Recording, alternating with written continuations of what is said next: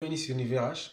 Si c'est la première fois sur la chaîne, je m'appelle Jack Héritier. Sur cette chaîne, je parle de génie civil, mais également des logiciels qui l'accompagnent et quelquefois les divers.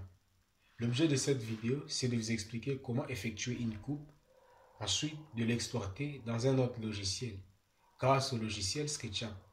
Sur ce, je vous recommande de suivre la vidéo en son entièreté pour ne rien louper, de nous aider dans le partage, de commenter, de s'abonner si vous ne l'avez pas encore fait. Et on se retrouve après ce générique. C'est parti.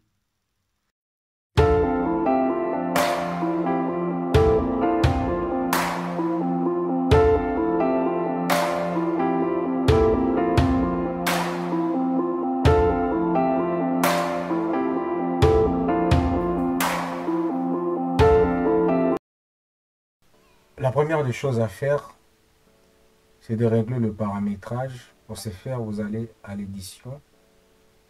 Je m'excuse, vous allez à l'affichage. Donc, vous défilez animation. Et ensuite, vous avez en bas paramètres.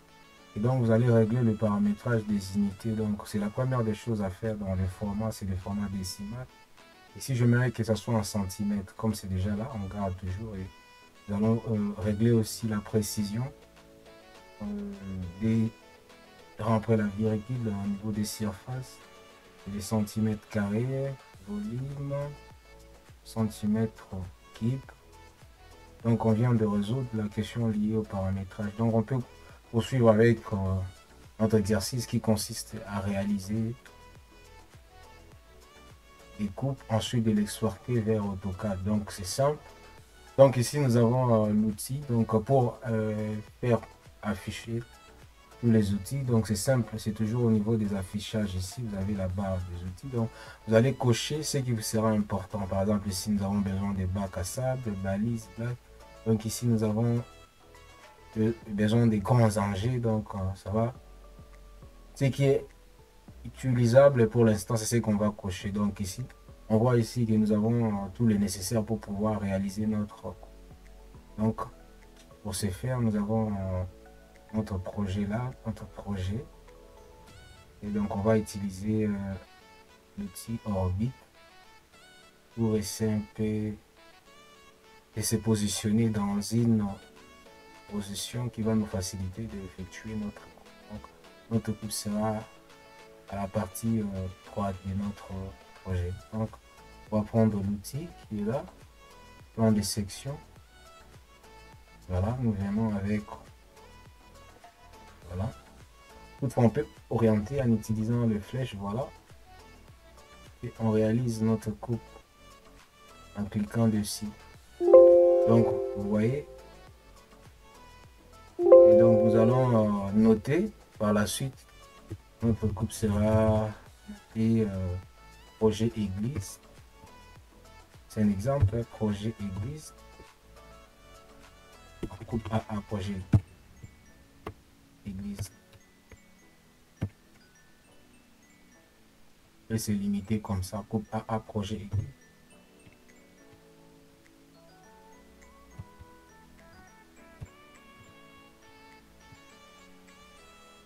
On valide. Alors, si nous voulons faire de petites modifications, nous allons utiliser l'outil déplacer. Donc, si nous aimerions que ça soit ailleurs, par là où nous avons pu réaliser notre coupe. Donc ici, il y a une coupe qui s'effectue avant. Donc on va supprimer, on va juste choisir la partie qui nous est intéressante. Voilà, ici, avec l'outil déplacer, donc on peut déplacer.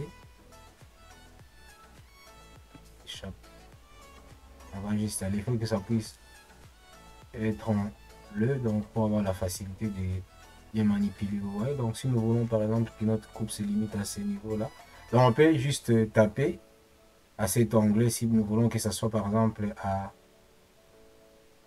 quelques mètres. Donc selon la valeur que nous voulons que ça soit égal à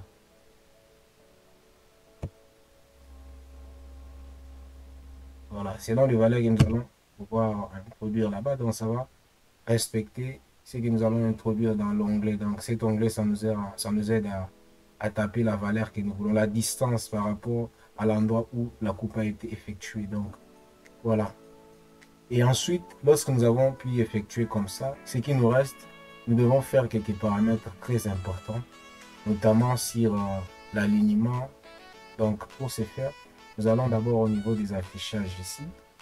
Et ici, le premier paramètre que nous allons vérifier, on va voir si le plan de section est coché, la coupe aussi. Et le remplissage, parce que parfois on aura besoin de ce remplissage là pour être bien sûr de ce que nous faisons. On voit réellement les éléments qui sont sectionnés. Donc, après avoir paramétré à ce niveau là, ce n'est pas fini, on continue avec le paramétrage. Donc ici, on continue avec le paramétrage, clic droit. Et bon, avant de faire d'abord ces paramétrages, nous allons au niveau des caméras. On doit ici décocher le mode perspective. Donc on va plutôt cocher la projection parallèle, parce qu'en perspective, vous voyez, lorsque vous regardez une coupe suivant la vue en perspective, ça ne vous affiche pas correctement, ça ne vous donne pas une très belle apparence. Donc vous devez cocher le mode parallèle. Cela vous permet de bien pouvoir visualiser votre coupe. Et lorsque vous allez faire une exportation, donc vous serez vraiment carré. Donc ici, nous allons encore faire clic droit et puis nous allons encore aligner la vue. Donc ça va nous donner un travail très sympa. Donc voilà. Après avoir effectué ces différents paramétrages ou corrections, nous pouvons maintenant tenter d'exporter, justement exporter notre coupe, parce qu'on a déjà tout fait. Donc pour ce faire, nous avons ici les paramètres. Donc en paramètres, nous irons directement au niveau du fichier. Fichier, nous allons défiler. Exportation, nous irons au niveau d'exportation graphique 3D, nous cliquons. Vu que nous avons eu à faire de paramétrage au niveau des unités, donc ici au niveau des options, on n'a pas besoin de corriger parce que ça nous sera un travail inutile, un travail superfétatoire. Donc je vous suggère directement de laisser ces paramétrages par défaut, sauf au niveau des versions par exemple, ou qui utilisez par exemple la version en tout cas 2018, vous pouvez mettre 2018 ici. Donc ça dépend de votre version. Donc ensuite vous validez, donc vous pouvez exporter, mais en choisissant le chemin, c'est très important. Pour nous, ça sera au niveau de notre bureau. Donc on choisit les chemins, c'est très important. Ensuite on exporte. Rapidement, vous pouvez le constater que le travail s'est effectué. Donc il y a un petit bug, mais on espère que ça ne va pas nous prendre du temps. Donc on va croiser les doigts pour que ça soit parfait. Je pense que ça sera, je pense que c'est déjà fait. Je vais tenter de regarder et nous partons directement vérifier pour voir si le travail que nous avons réalisé tout à l'heure a été fait. Et donc je pense que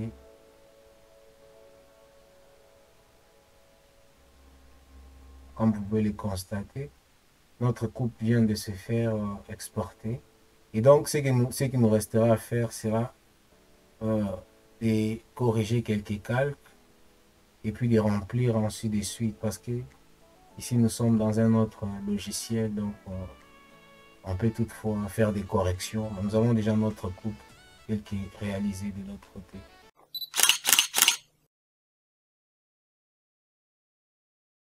Je m'en voudrais si je ne vous parlais pas de ce site que je trouve super intéressant. Un site d'apprentissage des langues qui vous permet d'apprendre facilement et aisément. Et donc, vous tapez sur votre barre de recherche Duolingo. Vous tapez à la barre de recherche Duolingo. Vous attendez que ça recharge ensuite. Cliquez sur le premier lien. Et donc, voici à notre site intitulé Duolingo.